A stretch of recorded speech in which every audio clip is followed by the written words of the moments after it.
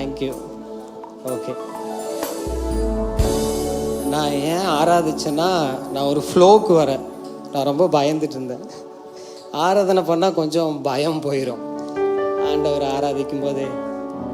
Okay, எனக்கு கொடுத்த வார்த்தை 6வது வார்த்தை, எல்லாம் முடிந்தது. முடிந்தது அப்படின்னு ஜீசஸ் சிலுவையில் சொன்ன 6வது வார்த்தை. நான் 6 விஷயம் நான் உங்ககிட்ட சொல்ல போகிறேன். ஒரு டெஸ்ட் மேட்ச்சுக்கு 2 இன்னிங்ஸ், அதே மாதிரி நம்ம வாழ்க்கைக்கு 2 இன்னிங்ஸ். இயேசுவுக்கு முன்பு, இயேசுவுக்கு பின்பு. அதே மாதிரி இந்த மெசேஜுக்கு 2 இன்னிங்ஸ். ஒன்று முடிந்தது, இன்னொன்று துவக்கம். சிலுவையில் முடிவு மட்டும் இல்லை, முடிவில் துவக்கம். சிலுவையில் முடிவில் தான் துவக்கம். ஓகே, அதை தான் உங்கள் கூட நான் சொல்ல போகிறேன். கிறிஸ்துவ வாழ்க்கை என்பது இருக்குது ஆனால் இல்லை. கிறிஸ்துவ வாழ்க்கை இருக்குது. நான் எங்கள் சண்டே கிளாஸில் சொல்லுவேன், நோய் நமக்கு இருக்குது ஆனால் இல்லை. ஆவிக்குரிய உலகம் இருக்குது ஆனால் இல்லை. இருக்குதானே, ஆனால் நம்ம பார்க்கல. கரெக்டா? ஜீசஸ் இங்கே இருக்காரு ஆனால் இல்லை, இருக்காரு ஆனால். எஸ், புரியுதா? அந்த மாதிரி முடிஞ்சுது ஆனால் முடியல, துவக்கம். ஓகே, அதுதான் நம்மளுடைய துவக்கம். என்ன முடிச்சார் அப்படின்னு சொல்ல போகிறேன். 3 விஷயத்தை ஆண்டவர் முடித்தார். 3 பேர்த்த பார்த்து சொன்னார். முடிந்ததுன்னு 3 பேர்த்த பார்த்து சொன்னார். ஃபஸ்ட்டு பிதாவை பார்த்து சொன்னார், நீங்கள் என்னை அனுப்பின வேலையை, கிரியையை நான் வெற்றிகரமாக செஞ்சு முடிச்சிட்டேன்ப்பா. நீங்கள் எனக்கு ஒரு ஊழியத்தை கொடுத்தீங்க, அதை நான் வெற்றிகரமாக செஞ்சு முடிச்சிட்டேன். இவன் என்ன நடந்து பேசுகிறான்னு நினைக்காதீங்க. அப்படி ஒரு மாதிரி நின்னா எனக்கு அப்படி நடந்துகிட்டே இருந்தால் கொஞ்சம் ஃப்ளோ, அதனால் முடிச்சிட்டாரு. ஓகே, அடுத்தது பிதாவை பார்த்து சொன்னார். அடுத்தது பிசாசை பார்த்து சொன்னார், உன்னோட எல்லா வல்லமை, எல்லா துரைத்தனங்கள், அதிகாரத்தையும் நான் என்ன பண்ணிட்டேன், மொத்தமாக உறிஞ்சிட்டேன், முடிச்சிட்டேன், உன்னையும் முடிச்சிட்டேன். 2வது யாரை முடித்தார்? பிசாசை முடிச்சிட்டாரு. 3வது நம்மளை பார்த்து சொன்னார், மனுஷனை பார்த்து சொன்னார், முடிந்தது.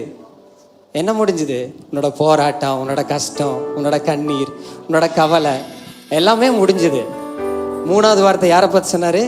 மனுஷனை பார்த்து சொன்னார். ஃபர்ஸ்ட் வார்த்தை பிதாவை பார்த்து சொன்னார், அப்பா நீங்கள் என்னை அனுப்பின நோக்கத்தை நான் வெற்றிகரமாக முடிச்சிட்டேன், உங்களுடைய சித்தத்தை நான் 100% செஞ்சு முடிச்சிட்டேன்னு பிதாவை பார்த்து சொன்னார். பிசாசை பார்த்து சொன்னார், உன்னோட வேலை முடிஞ்சுது, இனிமேல் என் ஜனங்கள் மேலே நீ கை வைக்க முடியாது. 3வது வார்த்தை நம்மளை பார்த்து சொன்னார், முடிஞ்சது, உன்னோட போராட்டம் முடிஞ்சது. இது ஃபர்ஸ்ட் இன்னிங்ஸ். 2வது இன்னிங்ஸ் தொடக்கம். புரிஞ்சுதானே? 2வது என்ன தொடங்கினார்? சிலுவையில் நிறையா முடித்தார், நிறையா தொடங்கினார். சிலுவையில் இயேசு கண்ணை மூடினார், நீங்கள் கண்ணை முழிச்சிட்டீங்க. இயேசு சிலுவையில் கண்ணை மூடி நீங்கள் கண்ணை முடிச்சிட்டீங்க. Thank you Jesus. ஓகே, என்ன தொடக்கம் அப்படின்னு நான் சொல்ல போகிறேன். என்ன தொடக்கம்னா, ஒரு புதிய வாழ்க்கையின், புதிய உலகத்தின் துவக்கம், புதிய அத்தியாயத்தின் துவக்கம், ஒரு புதிய மனிதனின் துவக்கம். ஓகே, பழைய மனுஷன் என்னாச்சு? நேற்று மெசேஜ் கேட்டோமே, பழைய மனுஷன் அவரோட சிலுவையில் மறிச்சிட்டான். நீங்கள் நம்புறீங்களோ இல்லையோ, நீங்கள் சிலுவையில் டெத்து, நீங்கள் சிலுவையில் இறந்துட்டீங்க. நீங்கள் நம்புலினாலேயும் அது உண்மை. கரெக்டா? நீங்கள் இயேசு கிறிஸ்துவை ஏற்றுக்கொண்ட அடுத்த வினாடி புது மனிதன் உங்களுக்குள்ள இருந்து பிறந்துட்டான். அவர் தான் உள்ளான மனிதன், அவன் பிறந்துட்டான். அது உங்களுக்கு தெரியுதோ இல்லையோ, அவன் இன்னும் உங்களுக்குள்ள குழந்தையா இருக்கிறானோ இல்லை பெரிய பராக்கிரமசாலியா இருக்கிறானோ, அது உங்கள் ஆவிக்குரிய வாழ்க்கையை பொறுத்தது. ஆனால் அவன் என்ன பண்ணிட்டான்? சிலுவையில் பிறந்துட்டான். அது ஃபர்ஸ்ட். 2வது என்ன துவங்குச்சு அப்படின்னா, உறவின் துவக்கம். என்ன துவங்குச்சு? உறவின் துவக்கம். உங்களுக்கும் பிதாவுக்குமான ஒரு உறவின் துவக்கம். ஓகே, சிலுவையில் என்ன நடந்துச்சு அப்படின்னா, இங்கே பிசாசு சென்டர், இங்கே மனுஷன். ஓகே, இங்கே பிதா. புரியுதா? இங்கே மனுஷன், இங்கே பிதா, இங்கே பிசாசு நடுவில். சிலுவைக்கு முன்னாடி மனுஷன் பிதா கூட உறவாடலான்னு போகும்போதெல்லாம் பிசாசு என்ன பண்ணுவான்? அப்படின்னு தடுத்துட்டே இருப்பான். ஏசு வந்தார் சிலுவையில், அவனை எட்டி உதைச்சு சென்டரா வந்துட்டாரு.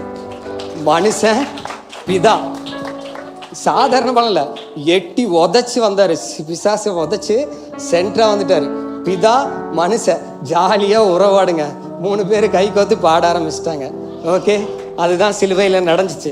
உங்களுக்கும் தேவனுக்குமான ஒரு உறவு சிலுவையில் புதுப்பிக்கப்பட்டது. தெரியுமா உங்களுக்கு? அதுதான் துவங்கியது. மூணாவது என்ன துவக்கம் அப்படின்னா, உங்களுடைய ஊழியத்தின் துவக்கம். உங்கள் ஊழியத்தின் துவக்கம். பிதாவுக்கு ஒரு வேலை பிதா இயேசுக்கு ஒரு வேலை கொடுத்திருந்தாரு. அதே மாதிரி இந்த பூலோகத்தில் நீங்கள் வந்ததுக்கு ஒரு நோக்கம் இருக்குது. நீங்கள் யாரும் சும்மா வந்து வாழ்ந்து இருந்து அனுபவித்து சும்மாலாம் செத்து போகிறக்கு நம்ம வரல. நம்ம ரொம்ப ரொம்ப விலையேற பெற்றவர்கள். ஏன்னா அவருடைய ரத்தம் தான் நமக்கு கிரயமாக கொடுக்கப்பட்டிருக்கு. ஏசு என்ன பண்ணா, ஒரு வரி எழுதியிருப்பேன் என் பாட்டில், உயிரும் என் உரிதானதே, சிலுவையிலே உயிலானதே அப்படின்னு எழுதியிருப்பேன். சிலுவையில் என்ன தெரியுமா ஏசு பண்ணார்? அவருடைய ரத்தத்தினால ஒரு உயிலை எழுதி வச்சார். உங்களுக்கு ஒரு உயிலை எழுதி வச்சார். இந்த எல்லா சொத்தை விட ஒரு பெரிய சொத்தை உயிலாக உங்களுக்கு எழுதி வச்சார். என் பிள்ளைக்கு இந்த உயில் அப்படின்னு உங்களுக்காக சிலுவையில் ஒரு உயில். அந்த வரி, என் உயிரும் முறிதானது, சிலுவையிலே அது உயிலானுச்சு. உங்களுக்கு அது சிலுவையில் உறுதியாச்சு. உங்கள் ஊழியத்தின் துவக்கம். நீங்கள் இயேசு மாதிரி மற்ற பாஸ்டர்ஸ் மாதிரி ரொம்ப வல்லமையாக போய் இங்கே நின்னெல்லாம் ஊழியம் செய்ய வேண்டாம்.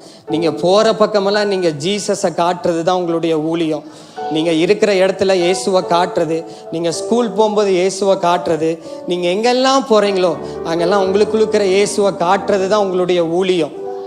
ஓகே, ரொம்ப உங்களுடைய ஊழியம் ரொம்ப விலையேற பெற்றது. இந்த பூமியை காரிருள் மூடும்போது இந்த உலகத்துக்கு ஒரு வெளிச்சம் இருக்குமே ஆனால், ஒரு நம்பிக்கை இருக்குமே ஆனால், அது நீங்கள் மாத்திரம்தான். நீங்கள் பிலீவ் பண்ணுறீங்களே இல்லையோ, நீங்கள் மாத்திரம்தான் இந்த உலகத்துக்கு நம்பிக்கை. சிலுவைக்கு போக முன்னாடி இந்த உலகத்துக்கு ஒரே ஒரு நம்பிக்கை தான் இருந்தது. அது யார் தான்? ஜீசஸ் மட்டும்தான். ஆனால் புதிய துவக்கத்தில் நம்ம தான் அவருடைய நம்பிக்கை. பிதா நம்புகிற ஒரே கேரக்டர் இந்த உலகத்தில் நீங்கள் மட்டும்தான். உங்கள் இண்டிவிஜுவலாக உங்களுக்கு அந்த ஊழியத்தை கொடுத்துருக்காரு. நீங்கள் போகிற பக்கமெல்லாம் உங்கள் இயேசுவை காட்டணும். எங்கெங்கெல்லாம் போகிறீங்களோ, ஸ்கூலுக்கு போனால் இயேசுவை காட்டணும். இன்றைக்கி நிறையா பேர் நம்ம யாரை தான் காட்டுறோம்? பிசாசை தான் காட்டுறோம் உலகத்துக்கு. தயவு செய்து கடைசி காலத்தில் நீங்கள் இந்த உலகத்துக்கு அதிகமாக பிசாசை காட்டாமல் இயேசுவை காட்ட வேண்டும். அதுதான் உங்களுடைய அழைப்பு, அதுதான் உங்களுடைய நோக்கம். 3 காரியம் சொல்லிட்டேன். இந்த உறவை மட்டும் சொல்கிறேன். உங்களுக்கும் ஆண்டவருக்குமான உறவு ரொம்ப வலுவாக இருக்கணும். எப்படி அவரோட உறவாடுறது, எப்படி அவரோட நடக்கிறது அப்படின்னா, நீங்கள் அவரோட பேசிகிட்டே இருங்க. அந்நிய பாஷையில் பேசுங்க. நிறையா நேரம் ஜெபம் பண்ணுங்க. 24 மணி நேரத்தில் நம்ம நிறையா நேரம் வீணான வார்த்தைகள் தான் பேசுகிறோம். ஆண்டவர் விரும்புகிறது என்ன தெரியுமா? அவருடைய வார்த்தைக்கு உங்களுடைய வாயை விரும்புகிறாரு. நான் இங்கே நிற்கிறேன்னா ஏன் வார்த்தை இல்லை, நான் ஒரு வாயாக நிற்கிறேன். நான் அவருடைய வாயாக நிற்கிறேன். நீங்கள் போகிற இடத்துல ஆண்டவருடைய வாயாக இருக்கணும். நீங்கள் எங்கெல்லாம் போகிறீங்களோ ஆண்டவர் இயேசுவை போல் போகணும். இயேசுடைய வாயாக இருக்கணும். ஓகேவா? உங்களுக்கும் ஆண்டவருக்குமான உறவு நல்லா பலப்படணும். ஒரு குழந்தைய போல் இயேசுவோட தயவு செய்து உறவாடுங்க. ரொம்ப மெச்சூர்டான பீப்புள் மாதிரி ஜீசஸை ட்ரீட் பண்ணாதீங்க. அவர் நமக்கு கருவறையில் இருக்கிற சாமி மாதிரி இல்லை. ஜீசஸ் அவர் சிலுவையில் என்ன பண்ணார்? மறித்த உடனே திரைச்சீலை 2ஆக பிரிஞ்சுது. நீ உள்ளே போ, அவரோட உறவாடு போ அப்படின்னு என்ன பண்ணார் ஜீசஸ் நம்மளை. வாவ், அது ரொம்ப பயங்கரமான ஒரு விஷயம். அது உங்களுக்கு புரியுதான்னு தெரியல. நீங்கள் இயேசுவோட, உங்களை படைச்ச ஆண்டவரோட உறவாடுறதுக்கு தான் இந்த உலகத்தில் படைக்கப்பட்டிருக்கிறீங்க. அதிக நேரம் அவரோட செலவிடுங்க. உலகத்துக்கு கிட்ட செலவிட்டு உலகத்தில் சம்பாத்தியத்துக்கு, வேலைக்கு, நான் எப்பவுமே என்னோடய வேலையை செகண்ட்ரியாக வச்சுக்குவேன். நான் வேலைக்கு போகிற வேலை எனக்கு செகண்ட்ரி. ஃபஸ்ட்டு என்னுடைய வேலை என் ஆண்டவருடைய சித்தம் செய்கிறது தான். என் ஊழியம், என் ஆண்டவரோட உறவாடுறது, இதுதான் உங்களுடைய ஃபஸ்ட்டு ப்ரையாரிட்டி.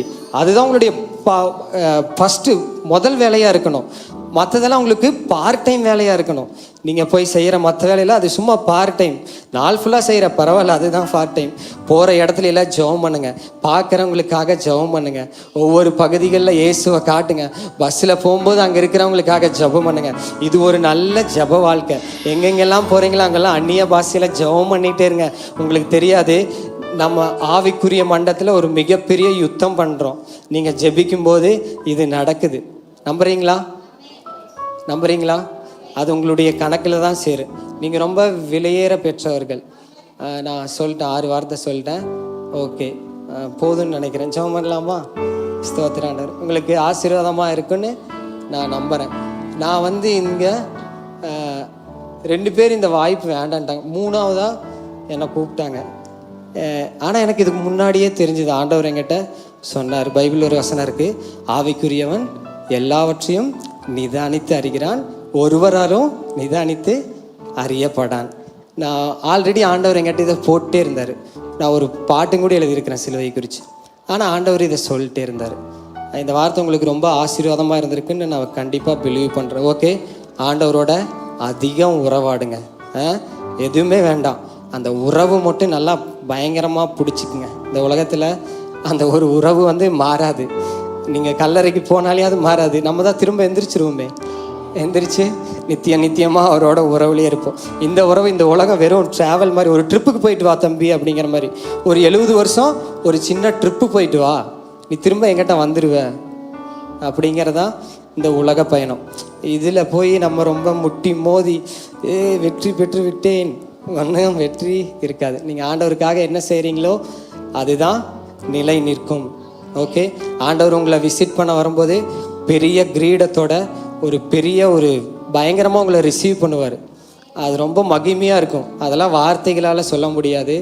ஆண்டவர் உங்களை எதிர்நோக்கி வரும்போது நீங்கள் ஆண்டவருக்காக என்னென்ன பண்ணியிருக்கீங்களோ பைபிள் சொல்லுது, அவருக்கு ஊழியம் பண்ணுறவர் அவர் கனம் பண்ணாமல் விட மாட்டார். அவர் பொய் சொல்ல தெரியாதவர், அவருக்கு பொய் சொல்ல தெரியாது.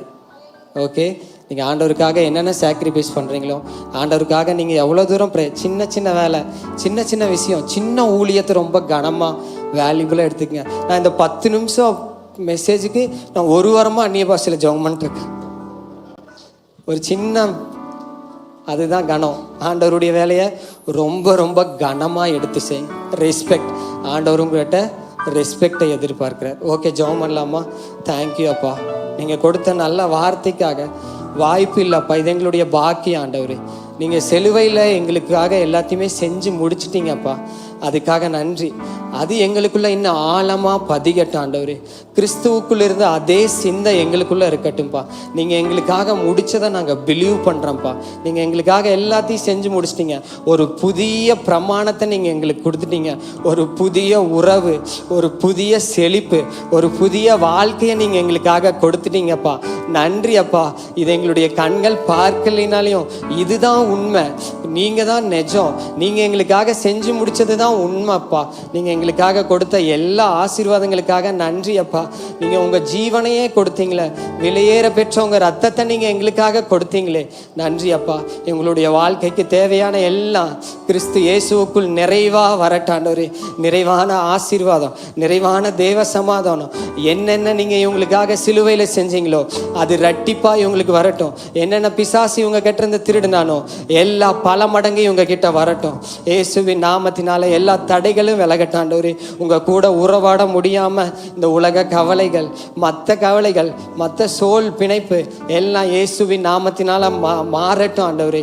எல்லா தடைகள் உடையட்டும். ஒரு குழந்தையை போல உங்களோட இவங்க விளையாடட்டும் ஆண்டவரே. ஒரு குழந்தையை போல இவங்க உறவாடட்டும். நீங்கள் அதை எதிர்பார்க்குறீங்களப்பா. ஒரு சிறு பிள்ளையை போல மாறாவிட்டால் தேவனுடைய ராஜ்யத்தில் பிரவேசிக்க மாட்டான்னு சொன்னீங்களே. இவங்க ஒவ்வொருத்தரும் மனதளவுல குழந்தைய போல இருக்கட்டும் ஆண்டவரே. நான் ஆண்டவரே, கெட்ட விஷயங்களுக்கு இவங்க குழந்தைகளா இருக்கட்டும். நல்ல விஷயங்களுக்கு இவங்க ரொம்ப மெச்சூர்டா இருக்கட்டும் ஆண்டவரே. உங்களுடைய சித்தம் செய்யறதுக்கு ரொம்ப மெச்சூர்டா இருக்கட்டும். உங்க ஊழியத்துல ரொம்ப பிஸியா இருக்கட்டும். உங்க விருப்பத்தை செய்யறதுக்கு ரொம்ப பிஸியா இருக்கட்டும்பா. உங்களை திருப்திப்படுத்துறதுக்கு ரொம்ப பிஸியா இருக்கட்டும் ஆண்டவரே. இந்த உலகத்துக்கு இவங்க பிஸியா இருக்கவே கூடாது. ஏசு இன்னைக்கு ஒரு தீர்மானம் பண்ணிருங்க, நான் இந்த உலகத்துக்கு பிஸியா இருக்க மாட்டேன். நான் இயேசுக்கு அவைலபிளா இருப்பேன். நான் இயேசுக்கு 24/7 அவைலபிளா இருப்பேன். எப்பவும் நான் அவருடைய பிரசன்னத்தில் இருப்பேன். அதுதான் எடுபடாத நல்ல பங்கு. தேங்க்யூ அப்பா. எங்களுடைய கடினங்கள் எல்லாம் மாறட்டும் இயேசுவின் நாமத்தில். Thank you Jesus. நன்றி. ஆமென்.